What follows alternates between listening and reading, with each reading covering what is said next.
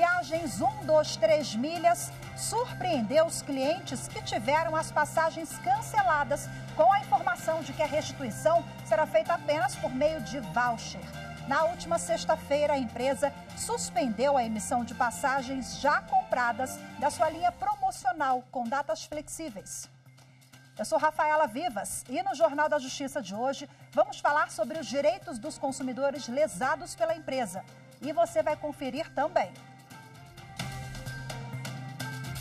Supremo Tribunal Federal forma maioria para considerar inconstitucional regra do Código de Processo Civil que aumenta os casos de impedimento de juízes. Palácios de portas abertas. STF recebe mais de 500 pessoas durante sábado de visitação pública. E ainda mutirão de reconhecimento de paternidade. O Tribunal de Justiça de Minas Gerais atende mais de 70 pessoas em ação realizada no fim de semana.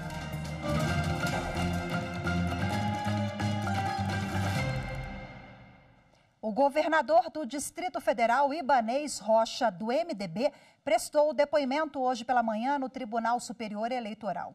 Ele é testemunha no caso que investiga a conduta do ex-presidente Jair Bolsonaro e do ex-ministro da Casa Civil, Walter Braga Neto, no dia 7 de setembro de 2022. O TSE apura se houve irregularidades nos atos que ocorreram em Brasília e no Rio de Janeiro. O Supremo Tribunal Federal formou maioria para considerar inconstitucional regra do Código de Processo Civil que aumenta os casos de impedimento de juízes. O julgamento é em plenário virtual. Acompanhe agora os detalhes com Anderson Arcoverde. Os ministros do STF analisam uma ação apresentada pela AMB, Associação dos Magistrados Brasileiros, contra um dos artigos do Código de Processo Civil. A norma estabelece que o juiz está impedido de atuar nos casos em que uma das partes seja cliente de escritório de advocacia do cônjuge ou de parente até terceiro grau, mesmo que a causa seja representada por outro escritório. Segundo a AMB, seria impossível para o juiz saber se uma das partes é cliente de advogado que se enquadre na norma. O relator, ministro Edson Fachin, discorda e considerou que o dispositivo ajuda a garantir um julgamento justo e imparcial. Já o ministro Gilmar Mendes abriu a divergência e afirmou que a norma pode ter reflexo em tribunais superiores, onde o interesse principal não é resolver o caso concreto, mas formar precedente para outros casos semelhantes. Segundo o ministro, prevalece o interesse de que o precedente formado represente a opinião da Corte, não a opinião de uma maioria eventual. Outros 5 ministros também divergiram do relator. O julgamento sobre a implantação do juiz das garantias é um dos destaques do podcast Supremo na Semana. A reportagem é de Carolina Chaves. No podcast, a consultora jurídica Gisele Reis comentou o voto dos ministros e sobre o prazo para a implementação do instrumento juiz das garantias, de acordo com a proposta apresentada pelo ministro Dias Toffoli. Neste ponto, ele realmente tem levantado a posição que está prevalecendo no plenário do STF nesse sentido, e ele propôs esse prazo de 12 meses, prorrogáveis por mais 12. Me parece que isso ainda vamos depender dos demais votos dos outros ministros. Todos eles entendem que não dá para aplicar imediatamente. Esse é um consenso. A diferença agora é saber apenas qual será o prazo, e todos também concordam que haja supervisão do Conselho Nacional de Justiça.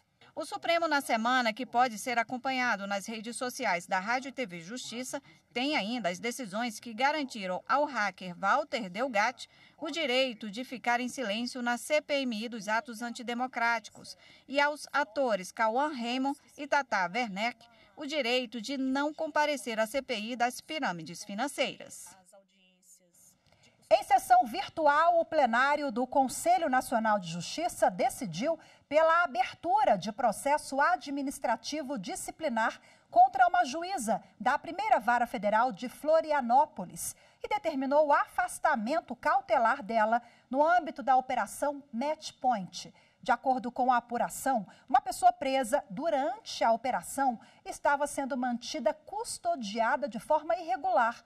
O erro ocorreu porque a magistrada não colocou os documentos necessários no Banco Nacional de Medidas Penais e Prisões, o sistema eletrônico que auxilia as autoridades judiciárias da Justiça Criminal. Bom, segundo o Corregedor Nacional de Justiça, ministro Luiz Felipe Salomão, a juíza foi imprudente a ponto de não observar a norma vigente relacionada a este tipo de situação, mesmo depois de alertada.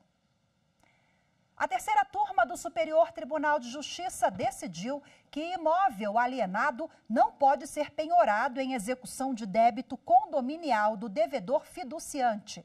Mais informações com Jéssica Castro. O colegiado decidiu que o imóvel alienado fiduciariamente não pode ser penhorado em execução de despesas condominiais de responsabilidade do devedor fiduciante. Para a terceira turma, embora o devedor responda com seu patrimônio nesses casos, isso não se aplica à hipótese de imóvel em alienação fiduciária, porque ele integra o patrimônio de terceiro. Na origem do caso, um condomínio residencial ajuizou execução para receber cotas condominiais em atraso, mas o devedor opôs embargos à execução, alegando a impossibilidade da penhora do apartamento, porque ele estaria alienado fiduciariamente a um banco. Apesar de o juízo ter declarado a impenhorabilidade do imóvel, o Tribunal de Justiça do Rio Grande do Sul decidiu pela penhora, por entender que o adquirente responde pelas dívidas do alienante em relação ao condomínio. No recurso especial, o executado sustentou que não seria possível a penhora do imóvel alienado, mas apenas dos direitos aquisitivos derivados da alienação fiduciária em garantia. De acordo com a relatora do recurso no STJ, ministra Nancy Andrighi, por ser o devedor fiduciante responsável pelas despesas condominiais enquanto estiver na posse direta do apartamento, seu patrimônio deve ser usado para a quitação dos débitos, o que não inclui o imóvel alienado, já que integra o patrimônio do credor fiduciário. Por outro lado, a relatora ressaltou que, embora não seja possível a penhora do imóvel alienado, é admitida a penhora do direito real de aquisição, derivado da alienação fiduciária, de acordo com o Código de Processo Civil. A seguir, vamos falar como fica a situação dos clientes lesados pela 123 milhas. Em instantes, voltamos já.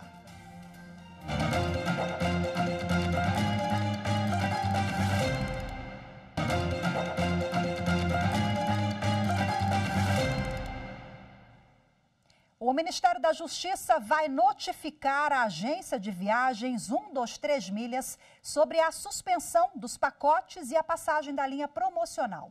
Na última sexta-feira, a empresa anunciou que suspenderia as viagens já contratadas para o período de setembro a dezembro deste ano e que o ressarcimento seria com um voucher para a compra de outros pacotes ou produtos. Segundo o Ministério, esse tipo de reembolso é ilegal. A repórter Amanda Mustafa tem agora os detalhes. Flávio comprou passagens para ir a São Paulo assistir a um show com amigos. Agora, o auxiliar administrativo de Alexânia, Goiás, corre o risco de não poder viajar. A gente fica assim com o pé atrás, né? Até porque a viagem em novembro agora está bem perto, então em outros meios de compras de passagem vai estar bem mais caro por estar próximo. Flávio está entre os milhares de consumidores que viram a expectativa de um momento de lazer se transformar em preocupação e prejuízo. Em comunicado geral no site, a 123 Milhas informou que suspendeu todos os pacotes e passagens da linha Promo contratados para o período de setembro a dezembro deste ano. A empresa não informou o número de clientes prejudicados, mas a linha Promo corresponde a 7% dos negócios. A 123 Milhas afirmou que vai devolver integralmente os valores pagos pelos clientes por meio de vouchers acrescidos de correção monetária de 150% do CDI, acima da inflação e dos juros de mercado para a compra de passagens, hospedagens e pacotes da própria empresa. De acordo com as informações da 123 Milhas, não há opção de ressarcimento em dinheiro. Para o Ministério da Justiça, a modalidade de venda de passagens por meio de transferência de milhas adotada pela empresa precisa seguir o Código de Defesa do Consumidor e ela não pode impor aos clientes o reembolso de passagens por voucher em vez de dinheiro. O Ministério informou que a Secretaria Nacional do Consumidor irá notificar a empresa para explicar os cancelamentos dos pacotes e orienta os consumidores lesados a fazer registro na plataforma consumidor.gov.br, criada pelo governo para auxiliar a população na solução de problemas em compras pela internet. Bom, e agora a gente vai repercutir esse assunto ao vivo de forma remota com o advogado Saulo Magalhães, que é especialista em direito do consumidor. Olá, doutor Saulo, boa tarde, seja muito bem-vindo. Olá, boa tarde. Bom, para a gente começar essa questão do voucher, né? É ilegal, sob o ponto de vista jurídico, o CDC não contempla essa modalidade, porque a empresa simplesmente disse, olha, não tem devolução por dinheiro, o ressarcimento vai ser via voucher. Se o consumidor não aceitar, ele fica sem saída, ele é obrigado a aceitar essa medida? Olha, essas cláusulas que vinculam uma única forma de ressarcimento, ela pode ser considerada uma prática abusiva, né? E algo que é condenado pelo Código de Defesa do Consumidor, né? Afinal de contas, acaba que é algo que é definido exclusivamente pela empresa e não há uma balança entre direitos, tanto da empresa como do consumidor, o que torna isso uma cláusula abusiva. Agora, também tem essa questão sensível, porque se a pessoa comprou a passagem a R$300, enfim, um valor bem ali baixo, né? Ela dificilmente vai conseguir comprar outra passagem agora para os próximos meses por esse valor, né? Então, tem uma série de incongruências aí nessa modalidade, né, doutor? Exatamente, e por isso a jurisprudência, né, dos diversos tribunais brasileiros entendem que a empresa deve ser responsabilizada até mesmo pelos prejuízos que isso causou, né? Porque às vezes a pessoa comprou uma passagem, como você mesmo falou, uma passagem por R$300 lá em janeiro, e aí agora vai ter que comprar outra em cima da hora, já contratou serviço de hospedagem, transporte, passeios, diversas outros gastos, e agora ela vai perder tudo isso? Não, a jurisprudência entende que a empresa precisa ser responsabilizada por esses prejuízos, né? E por lei, o que diz o CDC em relação à devolução do dinheiro ou ressarcimento, o prazo? Tem um prazo para isso? Bem, o Código de Defesa do Consumidor, ele prevê que a empresa ela precisa resolver o problema em 30 dias. Né? A gente sabe que essas cláusulas abusivas não são formas viáveis de solução do problema. E se não é resolvido o problema nesse prazo de 30 dias, o consumidor ele pode acioná-la, né, pedindo a devolução dos valores imediatamente. Né? Agora, a empresa não foi clara, não explicou exatamente o que provocou esse cancelamento, né? Mas o CDC, o Código de Defesa do Consumidor, também é claro em relação à divisão do prejuízo. A empresa não pode dividir o prejuízo com o consumidor, não é isso, doutor Saulo? Exato. O consumidor, ele parte do princípio da boa-fé. Ele comprou de uma empresa que é conhecida no mercado. Então, ela comprou nessa confiança de que ela vai conseguir viajar no mês que vem. Só que aí a empresa, de uma hora para outra, quebra esse vínculo de confiança, ela precisa ser responsabilizada. Não pode ficar impune nessa questão desse ressarcimento de todos esses prejuízos que o consumidor vai ter. Doutor Saulo, a 123 Milhas já foi notificada pelo Ministério da Justiça. As autoridades competentes estão em diálogo, né, com a empresa para que a empresa resolva essa situação o mais breve possível. Mas agora, o consumidor que vai viajar na semana que vem, ou seja, a gente, né, espera que resolva logo, mas de hoje para a semana que vem, eu não sei se esse assunto vai ser elucidado assim depressa, né? O consumidor que vai entrar na justiça, que não tem outra saída, quais os elementos, quais os documentos, as provas que ele precisa guardar, ingressar ali para justificar e comprovar que ele foi lesado? Como você mesmo disse, como às vezes ele tem uma viagem para a semana que vem, ele não vai conseguir, de repente, um provimento judicial em um prazo tão rápido, né? Então, às vezes, ele vai precisar comprar uma outra passagem. Então, o que ele precisa ter de documentos para posteriormente acionar a empresa na justiça.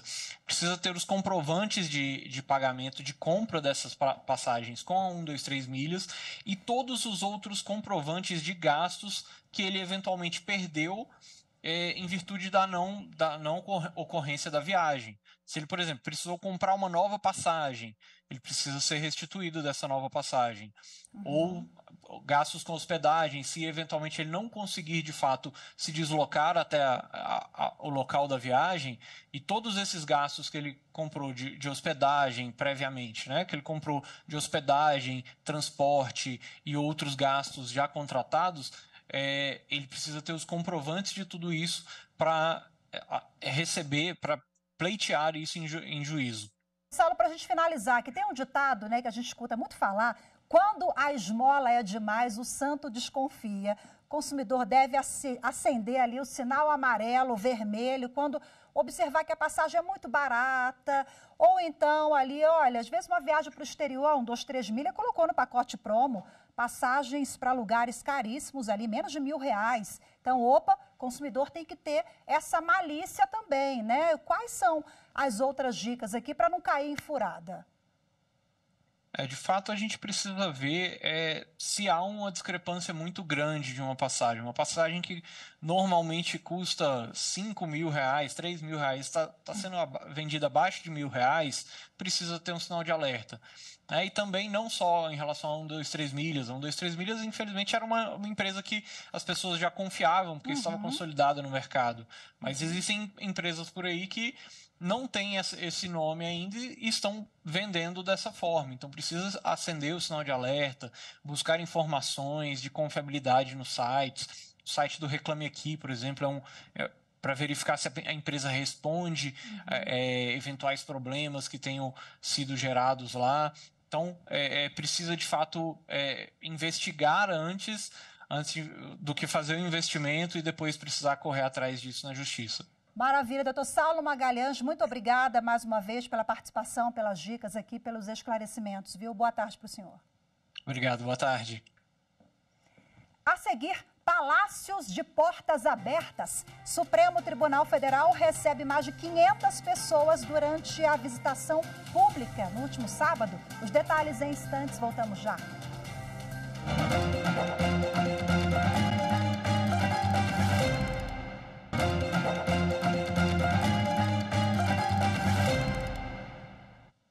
Ter o nome dos pais na certidão de nascimento é um direito da criança. Para agilizar o processo, o Tribunal de Justiça de Minas Gerais promoveu neste fim de semana o mutirão de reconhecimento de paternidade. A reportagem é de Kátia Matos. As pessoas começaram a chegar 1 hora antes do portão abrir. 203 se inscreveram pela internet, mas apenas 74 conseguiram enviar toda a documentação necessária. A campanha foi na Casa de Portugal, centro da comunidade luso-brasileira na região da Pampulha. No mutirão, todo o processo para registrar o nome do pai ou da mãe na certidão de nascimento é totalmente gratuito e mais rápido do que pela forma tradicional. A gente faz lá, por exemplo, 20 atendimentos no dia e às vezes o atendimento é só da mãe, ainda vai chamar o pai para marcar. No mutirão a gente consegue fazer tudo de uma vez só. Tudo que a gente está oferecendo aqui, a gente oferece diariamente lá na nossa sede, né? Inclusive o exame de DNA e tudo. A única diferença é que aqui a gente sai de lá e vem para perto da comunidade. Em todo o país, só entre janeiro e abril deste ano, cerca de 60 mil bebês não receberam o nome do pai na certidão. Esse número representa quase 7% do total de nascimentos contabilizados pelos cartórios brasileiros. Ter o nome do pai e o da mãe na certidão de nascimento é um direito fundamental, garantido na Constituição brasileira e no Estatuto da Criança e do Adolescente. Cada um de nós tem esse direito básico, direito à identidade, quem sou, de onde vim, né? Então, esse projeto, ele traz esse pertencimento. Ele é muito importante, é um projeto que é gratuito para as pessoas que procuram.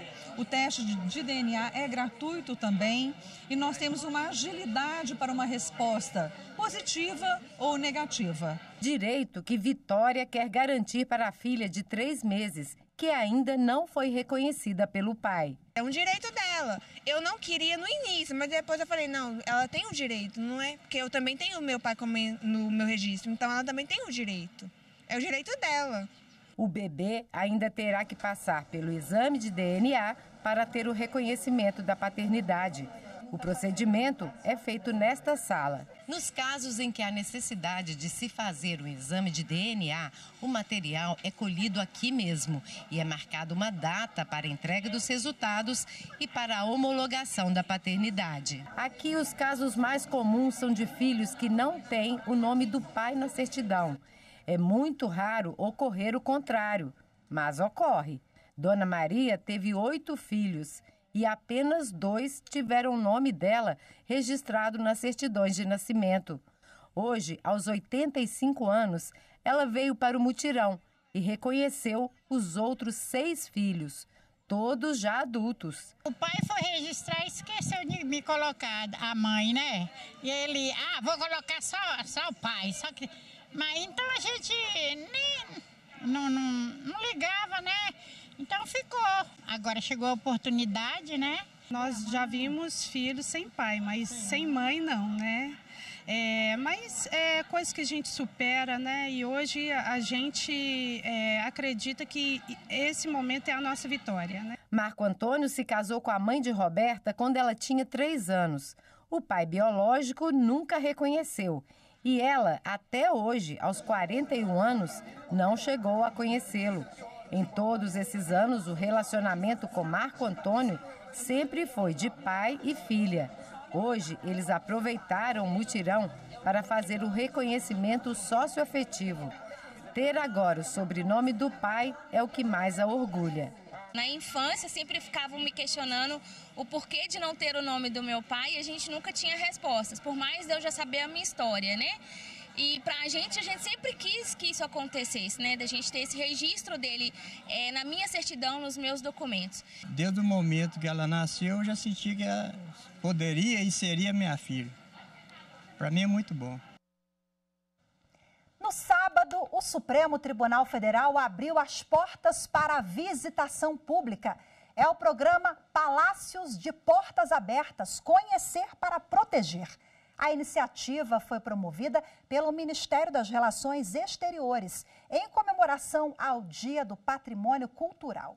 Os repórteres Renato Rosa e Carolina Chaves acompanharam. No Supremo, a cada meia hora entrava um grupo para conhecer as instalações da Corte. O primeiro, de 23 pessoas, chegou às 9 horas da manhã. O circuito dura em média 1 hora pelo Salão dos Bustos, Salão Nobre e Salão Branco, além do plenário da Corte e o museu, que também tem peças danificadas e vestígios dos atos antidemocráticos de janeiro. Os visitantes conheceram a história e a função do Supremo desde a época do Império, estrutura e composição da Corte. Yara Medeiros, servidora do STF, era uma das guias. Aqui temos vários bustos de grandes estadistas que o Supremo presta homenagem. Joaquim Nabuco, Barão do Rio Branco, Dom Pedro I. No total, 569 pessoas passaram pelo Supremo no sábado. Este arqueólogo do interior da Bahia comemorou a oportunidade de conhecer o STF. Para ele, essa visita é importante para se conhecer a história da Suprema Corte e ter uma noção do estrago que os vândalos fizeram no início do ano. Essa ação de renascimento, né? Um ataque à instituição que é o STF, assim como as demais instituições do poder da República.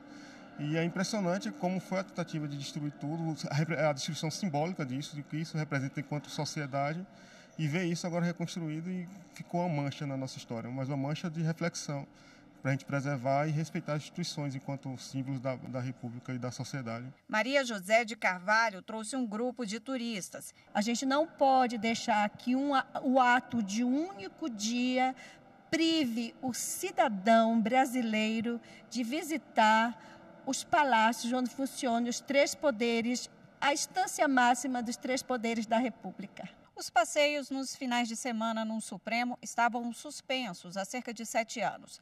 Normalmente, as visitas guiadas na Corte ocorrem de segunda a sexta, com agendamento prévio. São 4 tours diários, com grupos de até 20 pessoas. A depender do dia, os visitantes podem acompanhar a sessão de julgamento no plenário e nas turmas. A Carol já adiantou na reportagem, mas é sempre bom lembrar que a visitação desse fim de semana fez parte de uma iniciativa pontual. Se você quiser conhecer o Supremo Tribunal Federal, deve agendar. É super simples, é só acessar o portal do Supremo Tribunal Federal, stf.jus.br, lá na aba Visitação Pública. Hoje ficamos por aqui. Muito obrigada pela sua companhia. Uma ótima tarde. Excelente semana para todos nós. Até amanhã. Tchau, tchau.